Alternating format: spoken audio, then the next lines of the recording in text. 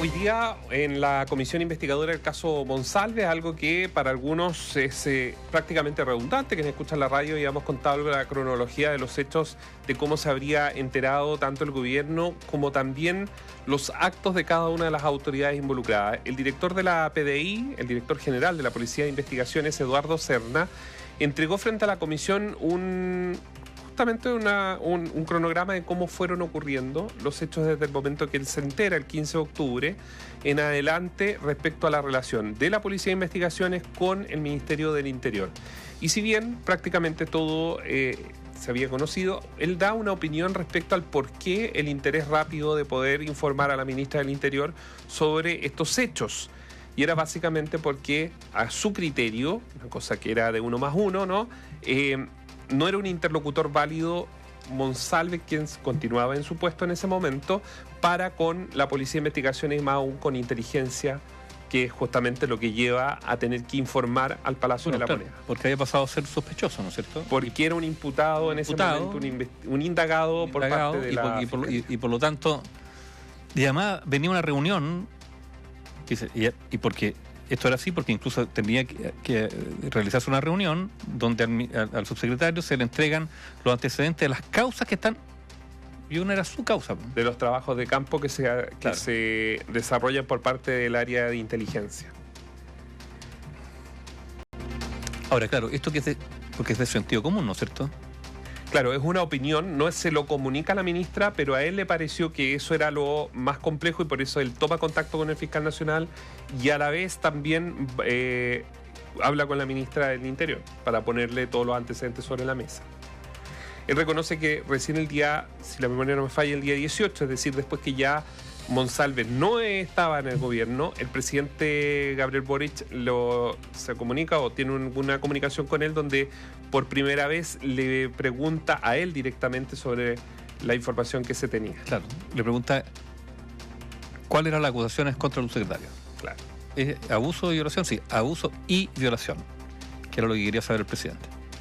Que era información que se supone que le transmitió la ministra del Interior, Carolina Toa, al momento de... Claro, parece que quería confirmar esa... Porque le pregunta aparentemente si eran esas dos las acusaciones, por lo tanto lo tenía en su cabeza, esos dos conceptos, ¿no? Abuso y violación.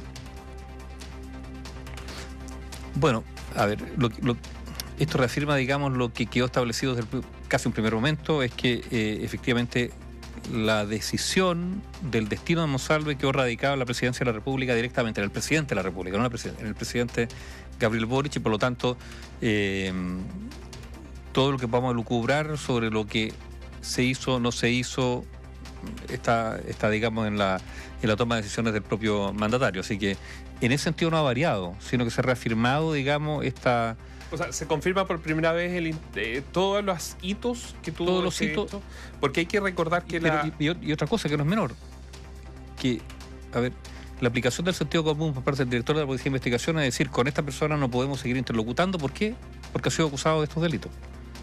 Y esa es la pregunta que uno se hace, ¿por qué no lo sacaron desde el momento 1 con ese mismo criterio que lo tuvo, por ejemplo, el director de la PDI? Podrá esgrimir muchas cosas, debilidades, incompetencia, negligencia. A ver, yo creo que hay muchos términos que se pueden usar y habrá que ver cuál es el que mejor calza. Ya, está eso, y está esta campaña que probablemente en regiones lo miran como... Porque esto tiene costos, digamos, para el Ejecutivo. Básicamente la campaña es pedirle a la gente que pague el ticket o el pasaje de Transantiago. Claro, porque, digámoslo, la evasión que supera gigantesca, el 38%, según los números. Esa es la capital, porque en el resto de las regiones, en las otras regiones, no hay evasión. O es nula. Si no pagan, no pueden subir. Bueno, pero es que no deja de ser, porque finalmente hay un subsidio cruzado, digamos, de quienes sí pagan, y finalmente, a ver, incluso de quienes, a ver, hasta los ciudadanos que no suben a la micro, que pagan sus impuestos, que finalmente termina el Estado subsidiando el sistema de transporte y de algunos de esos pesos, digamos, termina pagándole a quienes no pagan. Pagándole el pasaje a quienes no pagan.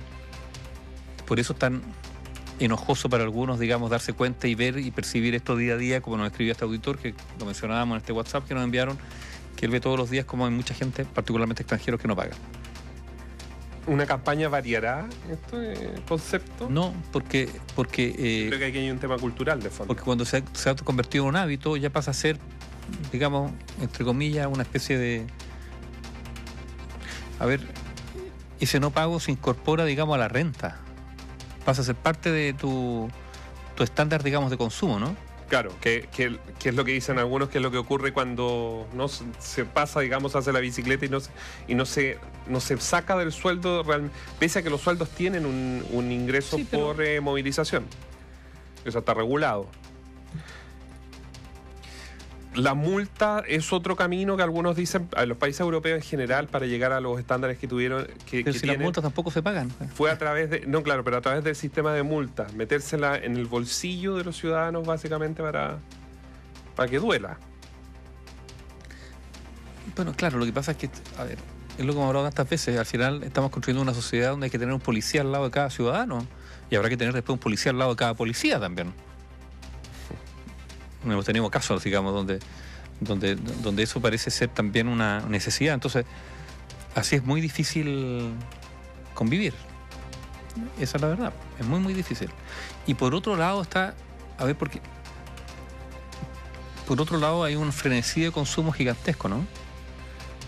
O sea, muchos de quienes no pagan sí consumen y se les nota, digamos, en zapatillas de cara. O sea, hay una especie de distorsión gigantesca, digamos, en el día a día de muchas personas, que tiene que ver, digamos, con una lógica de consumo gigantesca, muchas veces apalancada, digamos, en el crédito, en la deuda.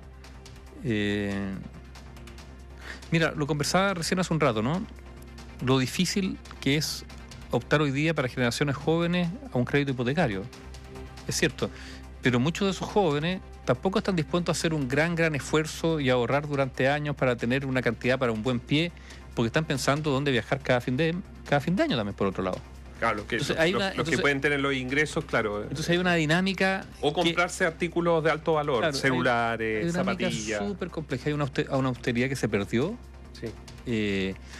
Ahora, era una austeridad también que estaba muy presionada por un país mucho más pobre, donde la necesidad era mucho más urgente, pero lo que hemos construido también es una sociedad con muchas necesidades y con diferencias más muy, muy marcadas. Tú mencionabas el otro día, no sé, el panorama que uno podría ver desde un dron de Temuco, ¿no es cierto? Unas segregaciones muy fuertes, claro, reproduciendo lo que se produce, lo de Santiago, ¿no? Porque hablábamos de Temuco, de la capital de la región de la Araucanía, porque si usted mira los indicadores, es una región pobre. De alta pobreza. Muy pobre.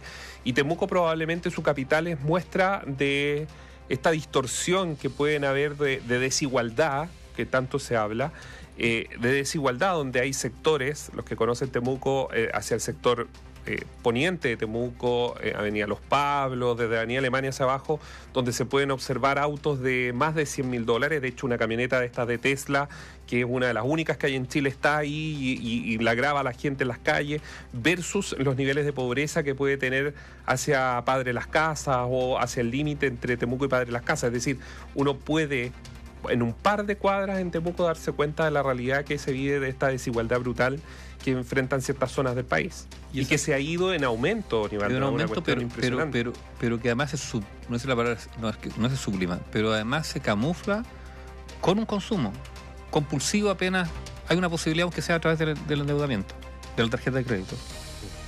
No, la situación compleja y yo diría está distorsionada y que está ahí presente.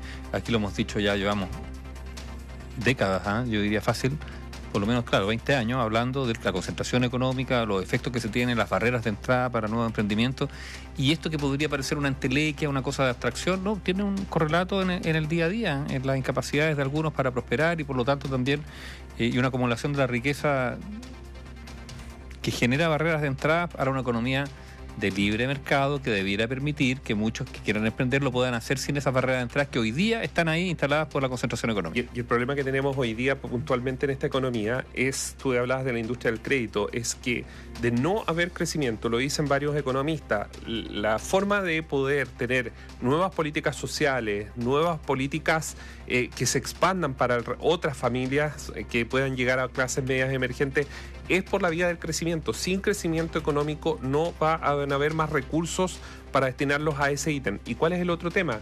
Sin crecimiento económico, Nivaldo, cualquier situación que pueda ocurrir en Europa, ahora entró Siria a este ruedo de tensiones, evidentemente nos va a perjudicar.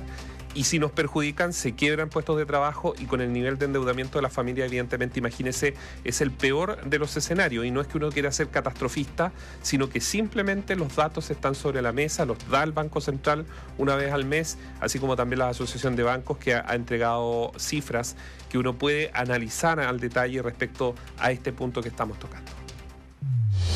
Análisis sin compromisos. Opinión independiente.